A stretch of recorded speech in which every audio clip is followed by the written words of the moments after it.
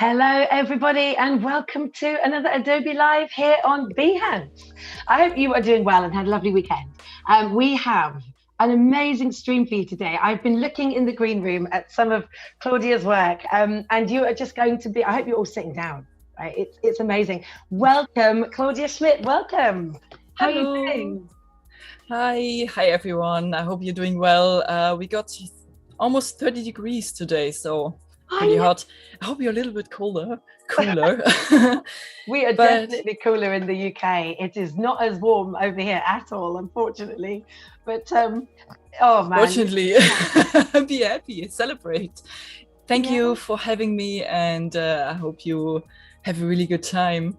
Oh, we definitely will with what you've got planned. And for those of you that might have seen Claudya already, Claudya's already been on our German stream. And so, based in Berlin, right? And here with us in the UK today. And you are in really good company today, right? Because our community is absolutely brilliant. They'll be talking to you in the chat, lots of questions, which I know that you're ready for. But for everybody wondering what we're covering today, Claudya is an amazing comic artist. And so if you're looking at how to get into setting up a page within a comic and character design, then this is the stream for you. And so we're going to really be getting into Claudya's work and having a look at how to get started and how to set this up, right, Claudya? Yes, exactly. So basically what I want to talk about is the work I'm currently, that's currently pulling me off the surface. Basically, you haven't seen me around for a long time. I'm not doing very much on social media. I'm not posting much art. So this is because I'm currently working on my next big book.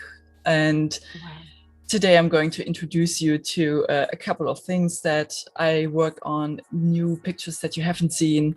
And maybe you can take away some of the little minor experiences that help me propel through big, massive projects like this. Definitely. Share everything with us. And let's say hello quickly to some people in the chat. We've got Gareth here today, Oliver, Tony. Hello. It's so good. Any questions, everybody? As you know, we'll be chatting in Behance today. So if you're watching on YouTube, come over to Behance and get any questions in for Claudya that you have along the way. I'm sure this hour will go so fast. I know, right? And so let's jump in. Let's show everybody, this. I mean, I'm so impressed, by the way. Let's have a look. I can't wait for everyone to see. Yes, this is my art, and this is what a comic is going to look like, basically. So, no. Okay, what I want to talk about today is basically that no artist should fear art, because this is what I've seen online so often by many artists who suffer from art blocks or who want to get started, and they have so many ideas and they would love to transfer them and onto the canvas, but they can't because they don't know how to begin. So maybe I can show you that you don't have to be perfect from the get-go, and that good art always takes time to develop, and that when you have an idea in your mind, it always looks different from what you are going to show later on the canvas, because your mind is always fleeting in a way. So it's very difficult to immediately transfer your ideas onto the canvas as perfectly as you see them in your mind. So the best way is to get started off really, really simple, in a very simple way, and hold your idea tight. So like with here, this is one of my pages of in concept form. So this is a concept from one of my pages in Miro.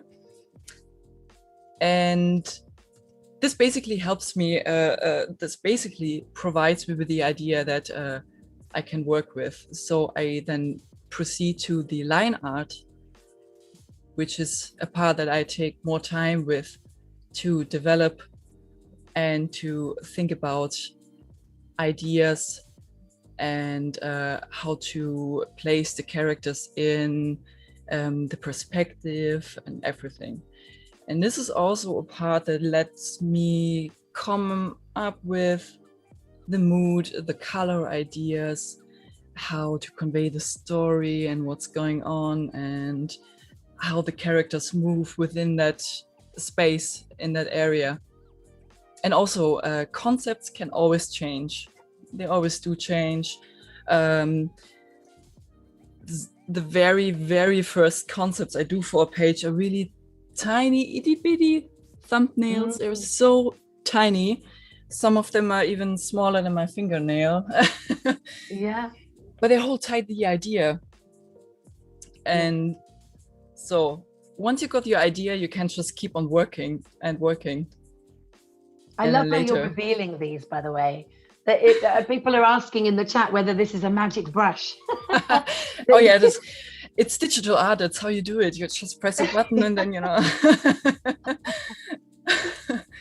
So funny. Yeah, and then we go to the other reveal, which is you go to the colors, you curate your colors, and then you work depending on the style. And later, the more you work on it, the more you paint and spend time with it, with good audiobooks and music and stuff. Everything that comes together is a part of your picture, and that's how your world is beginning to live. And it's always a very magical part for me, and I always love to share the magic with others as much as I can, because over the past 10 years, I really came to learn, or I really experienced so many ups and downs in regarding artwork. And there are so many things I can take away from the time I spent doing lots of art, because a project of this type, of this kind, of this size, does take many years to accomplish. And so you get to spend so much time with your own art that you come to think of new ways to basically accept that not everything has to be perfect, and not everything can be perfect or should be. And happy accidents are your best friends. Yeah. I mean, how did you get into this? Like, what was your inspiration to, because these characters are amazing. I mean, you can see these in movies, right? Like, I can see this in a movie or a game straight away. I mean, they're so lifelike. So, you know, what inspires you? Actually, movies inspire me. We love movies. Good books inspire me. I always wanted to have my own movie at some point, and now I'm kind of going into the direction of wanting to have my own game, but that's very, very ambitious. It's too far into the future, and I don't know if I can actually handle something like this. But for the time being, for what I can do as a single artist with Photoshop solely, I produce comics to make, basically to let the ideas that I have come to fruition. Also together with my amazing team members, of course, my wonderful co-author. He's absolutely amazing, who also helps me bring the characters to life. And I love to transfer the ideas into lifelike characters. Pretty much, I don't know how to explain it. I observe people a lot. Of course, Corona hasn't really made this possible so much, but the more people you observe, the more you learn about facial expressions and so on. But that's something we can go into later. Yeah, I mean, Sandrine is saying in the chat that Disney should have your email in their records. For sure, I completely agree. I mean, Thank talk to us you. about lighting. I mean, the image that you have at the top of the page, and even as you scroll down, how you capture light through these illustrations, like it's so impressive. Thank Um, you. yeah, I mean, and this must, as you say, it takes some time to really perfect your art and to get there. What tips would you have for people that are, starting to get into comic drawing and character design? So character design is quite a key before you do a comic. So if you have a character, it mostly starts off with a cool character. You think, okay, I got a really cool character and I want to do more with them. And at some point you think of comic. Oh, I want to make a comic now because the characters are cool. I cannot stop drawing them. But do you have a storyline? No, I don't have a storyline. So how do I proceed? And this is basically the little roller coaster you have to go through before actually starting a comic. Wow. And character design is so much fun, and also is also something that develops throughout the time that you actually proceed with your comic or your project that you do, because sometimes your character also grows with you, even though you're disconnected with them or with your OCs. But most of the time, depending on your style that you develop and the experience that you make throughout your life, your characters also grow with you and with their own story. So you know which leads to certain consequences that make them grow or make them fall, and so on. You wanted to talk about light as well. So I got the steps for the room in particular now. I'm a messy artist per se. I've seen other artists work their way up to selecting every single part and then doing everything in flat colors, and it's all stuff that's way too stressful for me because my brain doesn't work that way. And I always kind of have to work out the colors and the light roughly before I go into rendering a picture. And then perhaps I go into selecting certain parts that need to be separated from the foreground, the background.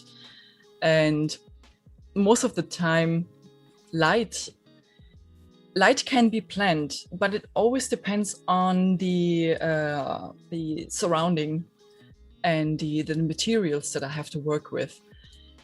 And as you can see, the further I go, the more the more you can see it develop, that there is so much stuff in the background, and how much I actually spent on working on this thing, on rendering out these tiny little details, like, okay, there's a little bit of texture to get some grit in it, some photo texture, just a tiny amount, and then keep on rendering my way through it. Even this zine actually, it has been in my first part of the story, my first book, and I wanted to recreate it. I wanted to see a full pan of it, because last time we were able to see only a small version of this from one angle shot, and from perspective looking through from the doorway. And now I wanted to see the whole thing, so I chose this really strange, really crooked perspective, which is almost like fisheye. It's a little bit more than fisheye, actually. It's like an extreme wide angle lens fisheye thingy. Yeah.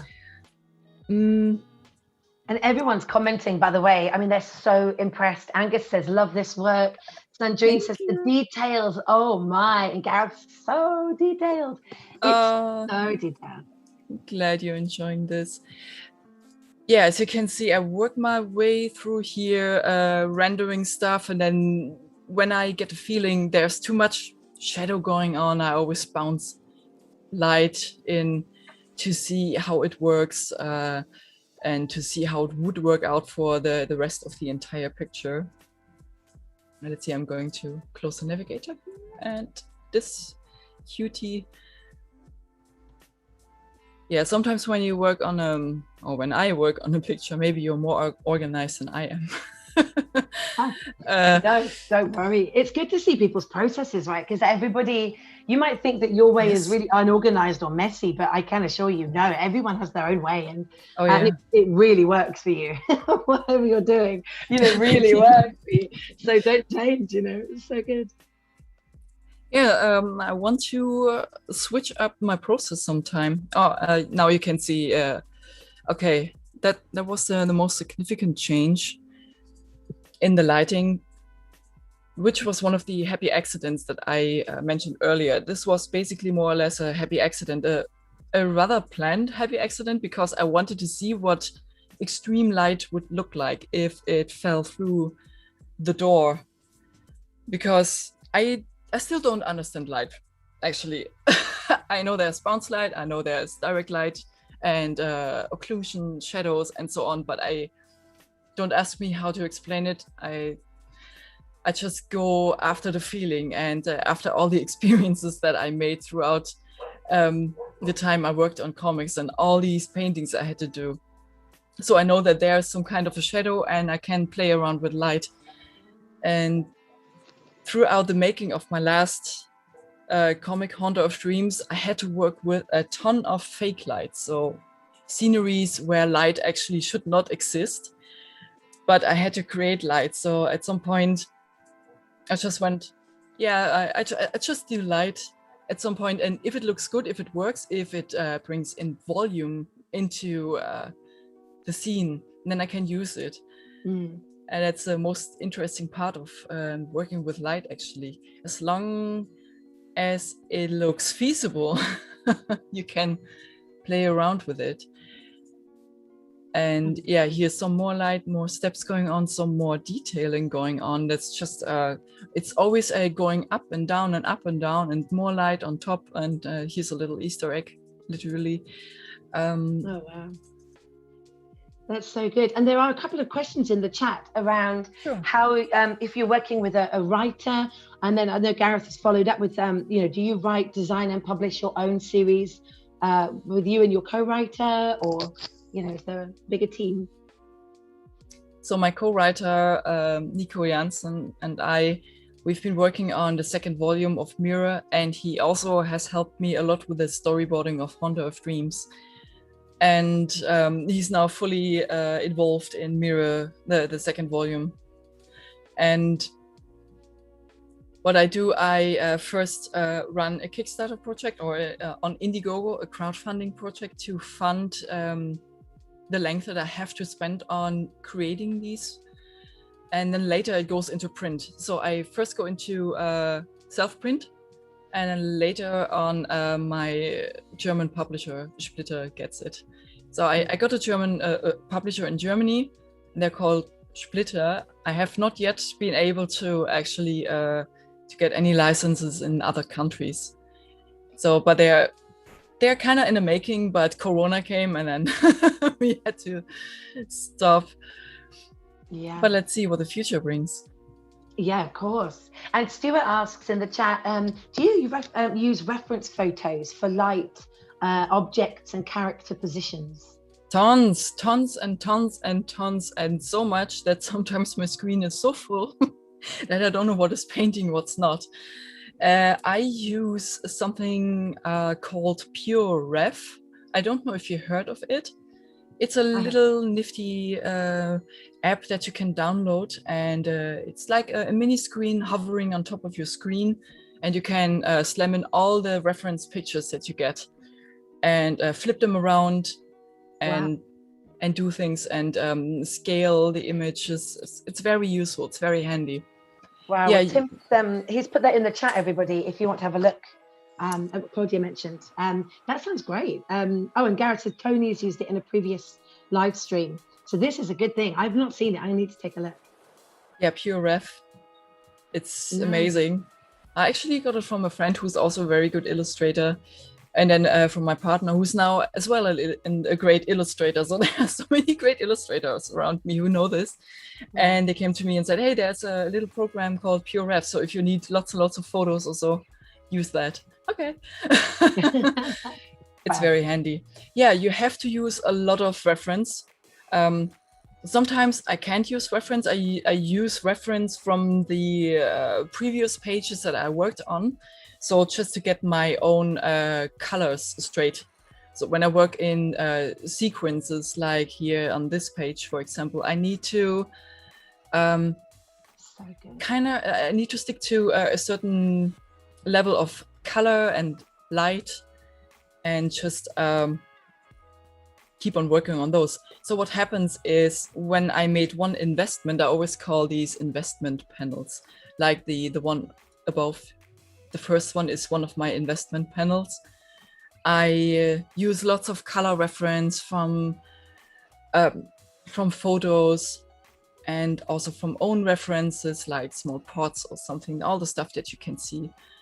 So I can paint without actually getting interrupted, or without making too many mistakes that would lead me further down the path of, getting stumbly and things, losing much time. Yeah, and how long have you been drawing for? I mean, your work is amazing. Thank you. You Study? Did you study at university, or has this just been a long time passion?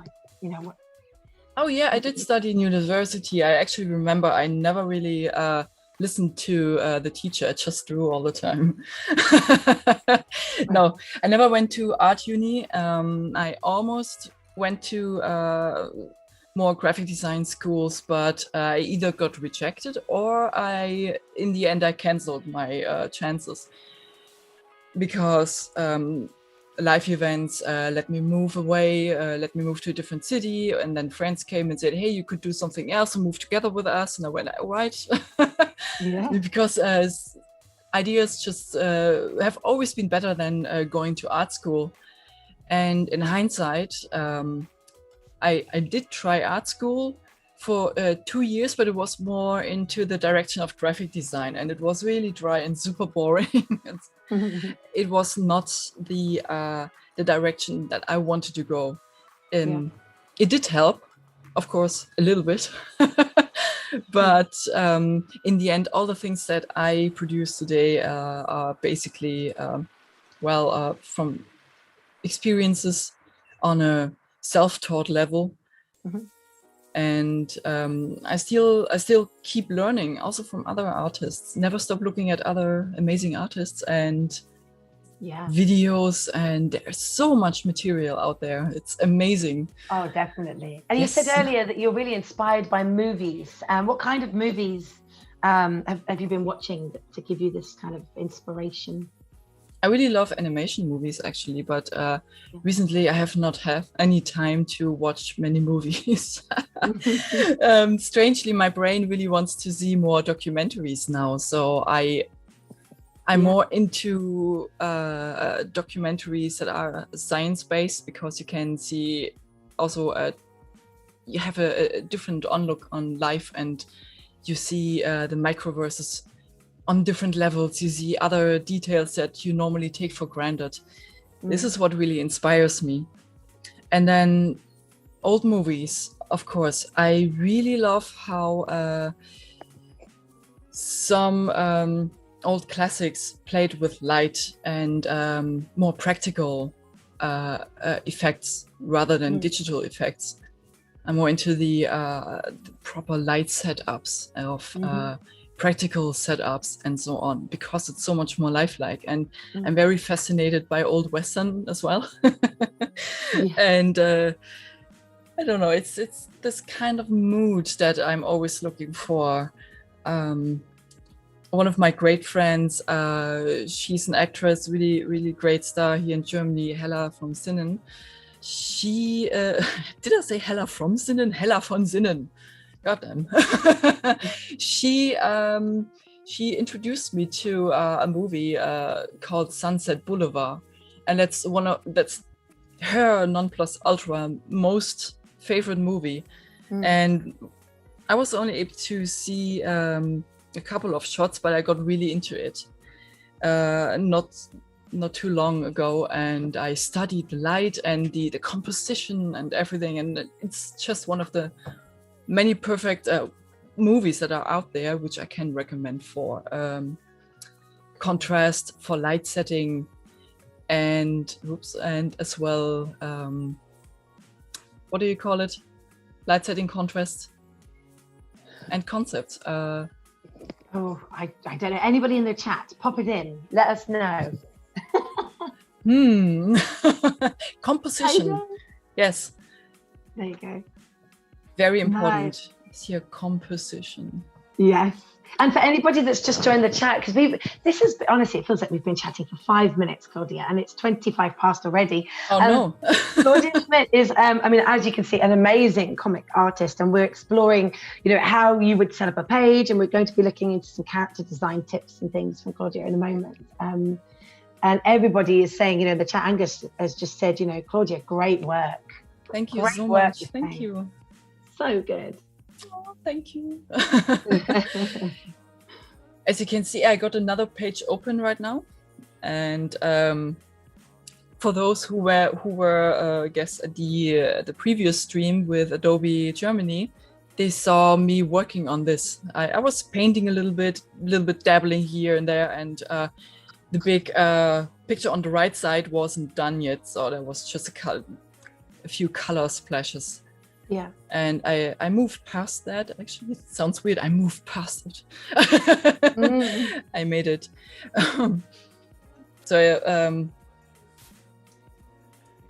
Nice. This is one of my favorite introductions to the next volume, to let the characters, the reader slide into the happenings that connect with the previous book. I'm just going to erase this. Wow. So we got Tiny Mirror standing here, and she's like, oh damn, things are not going well here. Wow. So I really love reveals. I don't know why, it's so much fun. I'm loving it. I've never had a reveal like this on a live stream. This is good. And Gareth in the chat says, ooh. I'm glad you enjoyed this. So good. So you can already see, wow. With comic panels are usually always neat and straight, and there's one comic panel, there's another, and there's a story happening inside. I cannot work like this. My brain wants to integrate the shapes of the comic panels as well. So whenever something happens, when there's something heavy going on, or something fleeting, some action, or something calm, the calmer a page is, the more straight the lines are, the more organized they are. But the more erratic something becomes, the more dangerous something is, the more I tend to play around with the the comic panels. So like here, things are falling apart. They're like, oh, they lead you to, okay, this is very chaotic, it's unorganized, and something is going to happen, and it's not good. So the character is kind of in a strange situation.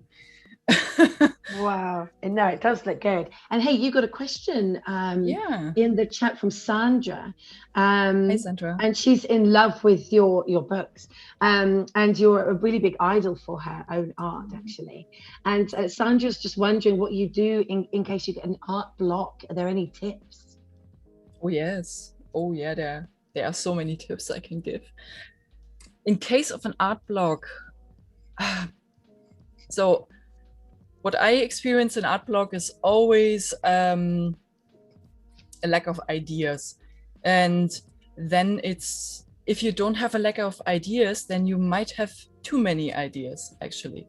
If you have too many ideas and you don't know how to pinpoint them, get yourself some really tiny scribbly book and I don't know, a pencil or something smeary, and do some real fast scribbles. Stick figurines, something that holds your idea tight if you got too many of them.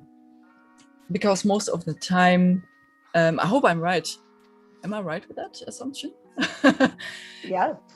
because mostly when you have way too many ideas and you don't know how to get started, you don't know which idea to start off first, which is worth your time and your time investment, then you get into the art block, and an art block is basically a depression.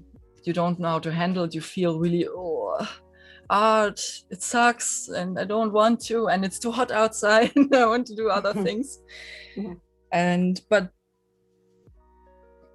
as an artist, you're always like, there's this fire inside me and I need to do stuff now. So how to get over it? Do very simple stick figurine scribbles that nobody is ever going to see, and nail your ideas down and put them away, take a breather, and then later you come back and you let the idea ripen. You're like, oh, that concept, that stick figurine is actually really cool. I'm going to work on this a little bit further. And then later you can actually choose, or I don't know if I can actually say choose. The more concepts you have, the more you can actually choose from them, which drive you further, which drive you more, which give you that impetus to keep on working, and which give you that fire and that fun that you just want to sit down and work on it. And when you have a day job and you're working and there's a concept you have in mind because you made one of these little scribbles, and you're like, yes, I got this stomach feeling, that really warm, fuzzy feeling that I want to keep on working on this. That's a really good start of getting away with getting past your art block. Because remember, art block derives from way too many ideas, not deciding or not knowing when to get started, or not knowing how to get started. As well as not wanting to invest too much time, or fearing of investing too much time into one idea when the other idea seems so much better. And another aspect could also be the pressure of social media. Sometimes artists also that's wrong wording. Artists tend to compare themselves. It's very easily said, but it's actually more complex than that. It's very easy to compare yourself when you invest so much time into a picture and it doesn't get as much traction as a scribble by your peer or so. And then you're like, but that scribble is it's going so much better than my 100-hour massive painting. But it doesn't matter. It doesn't matter. It's your own experience, and you have to work for your own art experience and your own joy. It doesn't matter what numbers say, really. Of course, they do help. They do help. But what really helps you further is making your own experience and really feeling that joy and learning more, curating your ideas, and becoming a better artist for yourself, not for others. And most of all, don't look at other people, how well they do, and then try to copy it. Do your own stuff. Always do your own stuff.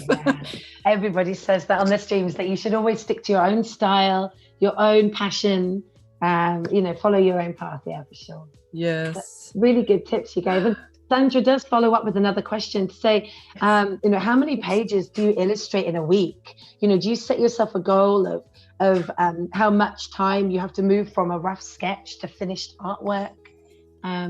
What's a realistic goal? My current goal for the week is I prepare pages. So I got the concept done. The entire story of Mira is already done in concept, and half of the entire book, which is 170 pages, is done in line work. And I only began working on the actual colors a couple of months ago, 3 months ago. And with a pensum of something like 2 pages one page every 2 days. So that's roughly 4 paintings a day, depending. Just keep revealing. Amazing. So good. Oh, I just do this. Boom. Wow. Oh my goodness, look at the houses and look at that. It is just amazing, absolutely amazing. And Sandrine asked, what are the icons on the left side bar? I don't think we recognize those on your left. These, the icons? Which icons? Which one do you mean? Do you mean within Photoshop, Sandrine? Let us know. Are you using any plugins or anything in Photoshop? It's near the layers. Or these. Near the layers. Yeah, I use a couple of plugins sometimes. If they don't glitch around. So color wheel is something I can recommend to anyone who struggles with color sometimes, because color wheel is an amazing plugin. It lets you choose colors that are always in the perfect, I would say, a perfect range, basically in the mid-tones. And you have your HSB sliders. You can always choose a full circle, or always choose the amount of, where is this thing? So yeah, you can build your own personal color palette working with color wheel without actually going way overboard with contrast. So you're always moving into in the direction of, or in the area of a natural color, natural light. I would use it more often if it glitches around for me sometimes. I love it, but when I work on massive pages like these, it kind of slows my Photoshop down a little bit. So if you have single illustrations, I would totally recommend it. If you struggle with color, absolutely use it, because any color you choose by color wheel, which is this is the really great part, they don't suck. If I may say so. So you get your sliders, and whatever color you choose, they always fit together, and so they're never off the charts. You can always mix them. You can see the colors, they keep changing. You get that there it glitches. Yeah. Oh, it's so good. Angus says you're such a great storyteller, even to the extent of revealing the image. As we said before, we've not seen anybody reveal the images the way you are on a stream. It's so impressive, Claudya. And look at the detail. I mean, this would be great. I think somebody mentioned it in the chat earlier in the stream, that this would be a great 3D world that we could go in and explore in a game. Right? I would absolutely love that one day. That would be wonderful. But I really don't know how to proceed with ideas to get actually into the game industry. And these are really big, ambitious projects, bigger than any comic.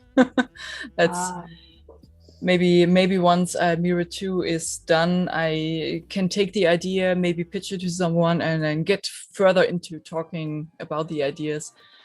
I would really love to ride around with the characters in world building and get the story moving. Oh, definitely. I can see this, definitely, Absolutely. And I mean, everybody really is just, loving your work in here today. Thank you. And so, you mentioned that you do character design, right? And you build these characters, and we've already seen a couple of the characters in the stream so far. What was the first character that you showed us? Does he have a name? Is that it was like the dog with the white fur? It was a dog or a wolf? Probably a wolf. It was a wolf. Yeah. It was a wolf. Yes. Oh dear. The very first character design I really did for myself was actually my plant spirit, and you probably know the plant spirit. It's that it's that leafy wolf, or the wolf with the many leaves, which has been around for so many years now. and I love working on pictures with it. And whenever I feel stressed out and I need to relax with a different type of art, I sit down and paint the leafy. People tend to call it leafy, or they call me planty, because they connect the character with me now. It's just lovely. I'm really sorry, I haven't actually opened one of the planty pictures now. The character that you see in the previous preview, the preview picture for the stream is actually a character design I did for a private commissioner, and he also had a character. I'm going to open it in a second, but you've probably seen my leaf character. Yeah, I got it here. Wow. Look at that. And again, the light captured beautifully. Oh, wow. I really love working with light, and I would love to develop the my technical skill with light a lot further. And the further I go with the comics, the more I actually learn. Sometimes the hard way, but most of the time it's very efficient. So if you want to learn rapidly, do a comic. If you want to work forever, do comics. Do comics and don't do comics. Yeah, do comics. They are awesome. They are awesome. I mean, wow. Oh, here we are. Look at this here. So good. And so all of these are, just started sketching in your book, and then just building, right? Layers upon layers. This one was the commission I did for one of my bigger supporters for Haunter of Dreams, for which I also held a crowdfunding campaign. And I sometimes offer very rare commission slots. And I got an idea behind these. So people who commission these slots, very limited slots, they get to choose, or they get to see their characters implemented in my world building of Iria. So there was one person who has a leafy character, like the one you saw now, and like this one, who has a leafy character, who wanted to see them implement in the world of Iria. And those who read Mural Volume 1, they know that it's a very dry area, it's a very dead place because of historical events. They don't have much plant growth going on, and it's pretty much, the living conditions are very difficult, and people have to do all sorts of things to survive and to move. So, and he has this very floral, beautiful wolf character. And this one thing I really love doing with my commissioners when I get to work on private commissions is to come up with stories and to develop more story behind the character design, and to put them into perspective, or to put them into some sort of story, even though there's no background, no real full background for this painting. So we came up with the idea of, okay, I got this leafy character. What do you think of this? And I went like, oh, you know what? Iria is a really dry place. The character looks really magical, very fluorescent, very floral. And how about this is some kind of folklore? We could make some Irian folklore out of this. This is Flora who wanders the dry lands of Iria, and she carries life under her skirt, and wherever she goes, she protects the soil. And so we together came up with this beautiful story, and then I started developing the drawing. At first, I was not sure about the idea fully, or wholly, and I drew a couple of sketches of her. I wanted to see her as a warrior first, and then we thought it wasn't really good enough, or it didn't really portray the character as we thought it would be. So the simplest idea was really that really magical folklore-esque illustration, which was so much fun. It was one of the most fun illustrations I've done in my lifetime. It's so good. It really is. I got the line art, you saw the concept, and yeah, sometimes you have paintings that just go so well and so easily, and there's something magical about drawing plants. It's very fluent. You just keep on going, and I keep on going. It just carries me away wherever. Yeah. And it is very good.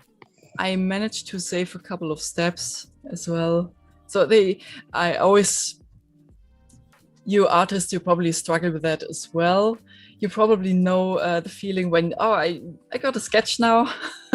Let's slap on some colors, and then you get into the sorry if I say so, the shitty process. That's when you work your way through the time when everything looks muddy and horrible, and you never feel awesome about a concept until you actually slap on light, and at some point it just works out.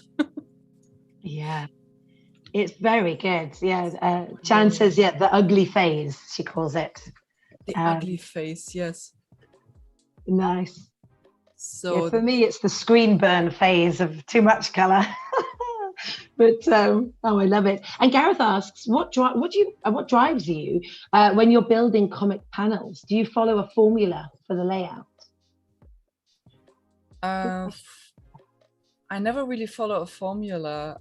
I go with the flow. I have my script, and then I do my thumbnails. And my thumbnails are always very loose. I show it again, they're very, very loose.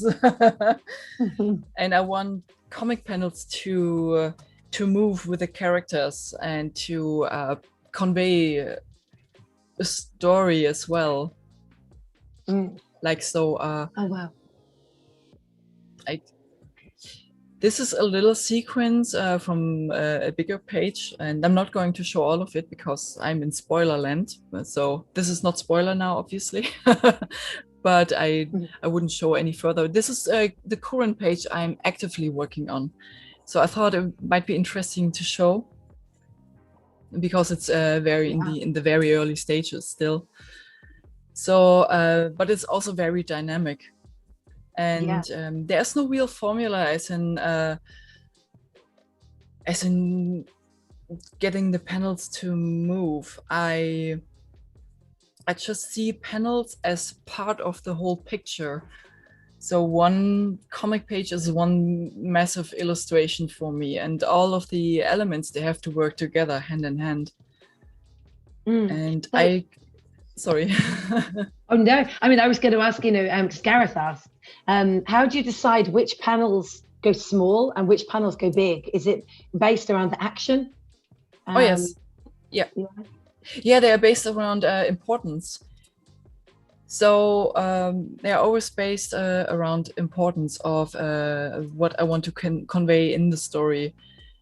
So when I have an introduction panel, like this environment in the first part of the page, I want to have it bigger because it's a reveal. Revealing something always needs to be bigger, and then we move on to little sequences. And the more important a panel becomes, or an action becomes, the bigger it will be, the more present it has to be, or the brighter, or the more fluent. And that's basically how I go. If you want to, if you're asking for a formula, this is basically my formula, if I have one. Yeah, that's good. And Daryl would like to know, what helps you beat the ugly phase? Fighting through that, to complete that image. when it is that kind of, you know, the dull colors and the, as you mentioned, you know, is it confidence, or do you just trust the process? Both, actually. It's difficult to describe, because yes, it's confidence because of the experience I collected throughout the years, and but it can also sometimes, it doesn't always work out. That's, let's say, one thing that every artist has to struggle with. It doesn't always work out, and but yeah, the confidence keeps me pushing forward, because I know at some point it's going to turn out the way I want, or the way that conveys the story best. And how to beat the ugly face is to keep on pushing, and to know the direction of your light, to know what where to push shapes further, how to go on. Like, for example, here I got all the processes finished, basically, so I could just switch on showing the end result. But imagine this is your painting and you got some issues with it. So it's not fully finished, and you still have so many steps to go. I usually experiment a lot and see where it takes me. So when I got a shape, for example, I know on the left side there's light coming in. I would love to push that certain light a little bit further into the area where I want to see. So I usually play around with layers, and linear dodge, for example, is one of my go-to light bouncing options, as well as overlay, which I use for light only. I also I never use multiply. It's my evil side. Multiply is evil. I don't use it. It burns things. No, it's so good. And what other brushes do you use? I mean, you've got a few here. I got a ton. I heard so many artists saying, "Oh, you got never work with too many brushes, because too many brushes make you confused and everything." And I'm like, I need all the brushes. I need to experiment. I have to find out what I can do. And yeah, I'll just show you what you can do with overlay, let alone just freak out with the light and experiment and just go crazy and see where it would take you. Yeah, it's like super bright, but it works. And your line work is amazing. Thank you. And I mean, we've talked a lot about light on the stream today. You know, as it really makes such a big impact on your work, right? I mean, and you've shared some great tools for anybody that might have joined a little late. There's some great tools further up the chat. That, you know, I think there was a layer tool that we were putting over it to have a look at light. But yeah, this is so good. People want you back, Claudya. They're saying, please, this should have been a masterclass, I think Angus said. We definitely need to have you back for sure. There's so much more that we can explore here. And I think the tips that you've been sharing on the block, you know, have been really helpful for a lot of people on the stream. I would always love to share more. There's so much to talk about art. Yeah. There's so much to see. I sometimes don't even know where to begin. Yeah, I bet. There's a lot. Just get carried away. Yeah, I mean, you said some great tips as well, you know, about how to get past that block. And, you know, how long would something like this take you? If you were just looking at this page on your comic or this screen, how long would you spend on that?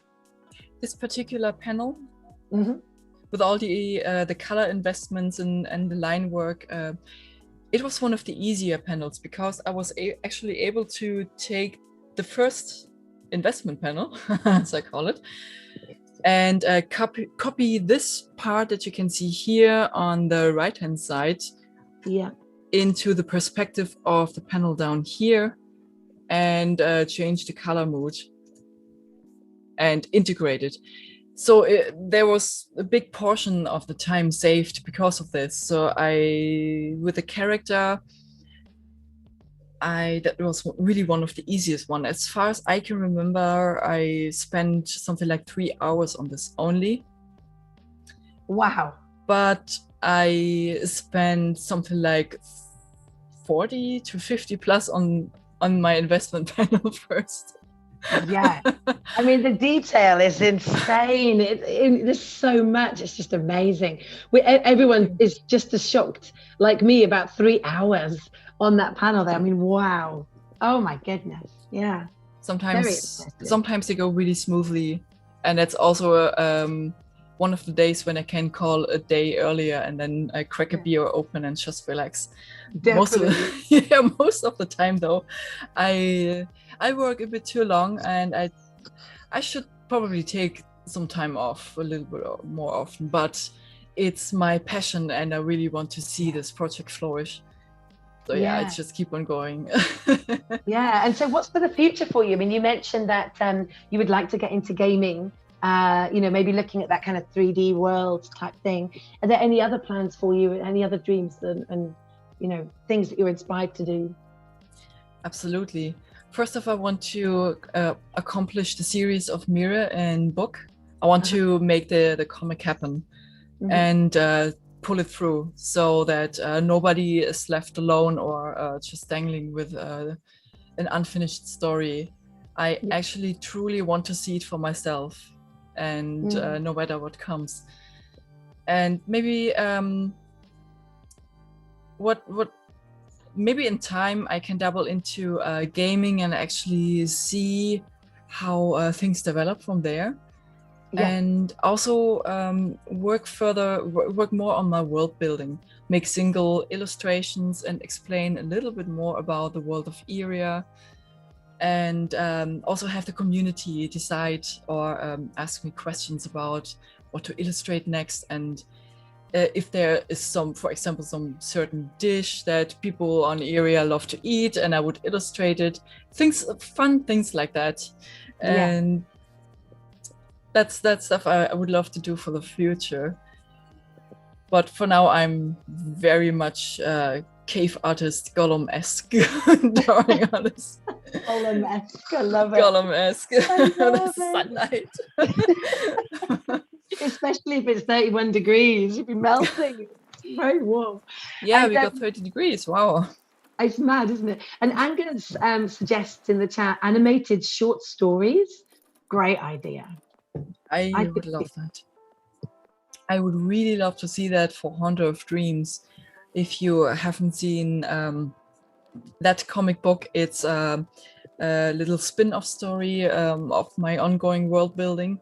And I published it in 2018, 19, published it in 2019. Oh, time runs, it's crazy.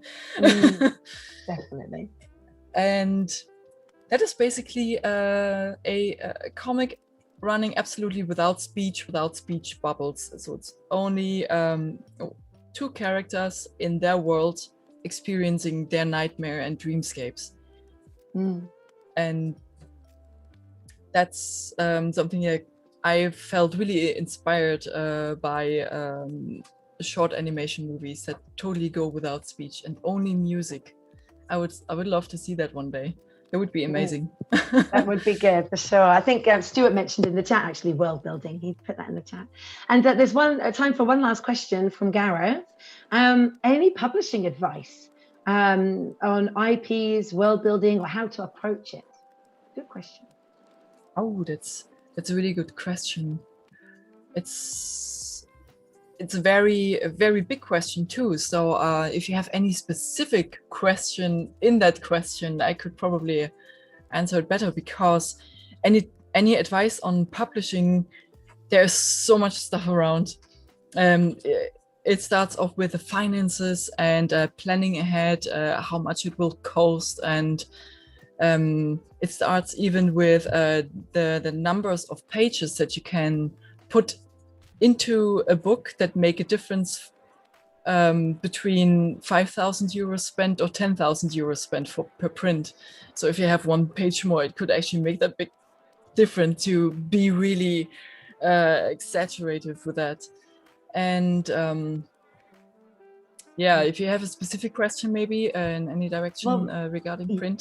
Maybe. Yes, well, Gareth actually just says, what was your first step? So IP protection. So how are you protecting your work and make it, copyright, that kind of thing? How are you protecting your design? That's actually a little bit difficult. Basically, copyright in Europe is your natural copyright. So whatever you create, it's your own natural copyright, and you don't actually have to register it. Yeah. I really don't know how it works in the US or in other countries. And it's always a little bit difficult and risky to publish something online for every artist. It doesn't matter if it's registered or not. And especially if you are European, you always run the risk of getting your things stolen. And if you have your natural copyright, and if you're lucky as I am, I already have a publisher in Germany, and there are many readers who know about my world building, and a great fan base who also knows about my world building. So if anything should come up, then I'm always thankful for supporters and admirers of my artwork who point me out to somebody or something that may appear fishy. So that's always a big help. But you're never really fully protected. So I don't know what would happen if I actually wouldn't even mention it. If one big company or so comes and takes an idea that is too similar to mine, that's actually 1-to-1 copied of my idea, I wouldn't know how to handle it. It would probably be a very big dispute. And I'm knocking on wood. I don't think it will happen. And always remember, you got your own spice in your own work, you know. Yeah, it's true. Well, everybody's requesting that you come back for another stream, Claudya. It's been amazing today. Your work is so appreciated. Everybody, lots of time. Your process, your work, your tips. So it would be great to have you back. For everybody watching this week, we have another stream on Wednesday. And I believe Wednesday we got storyboard Klaus. So we've got more illustration on Wednesday. And then on Friday, our very own Pauline from Adobe Live will be joining Joe Allen for a photography class. And then we're off for 2 weeks. So within that 2 weeks, we've got our summer break. The chat will continue on Discord. And if any of you are hosting any of your live streams to any of our community, put it in Discord, invite us, let us know that they're happening. And just an ideal time to share your process, share your work, as all of you have so many great projects that I can see you already share over social media and in the community. Thank you for joining today. And Claudya, thank you again. It's been amazing. Thank you so much for having me. All good, always. And we'll see you all soon. Bye, everybody. Bye-bye.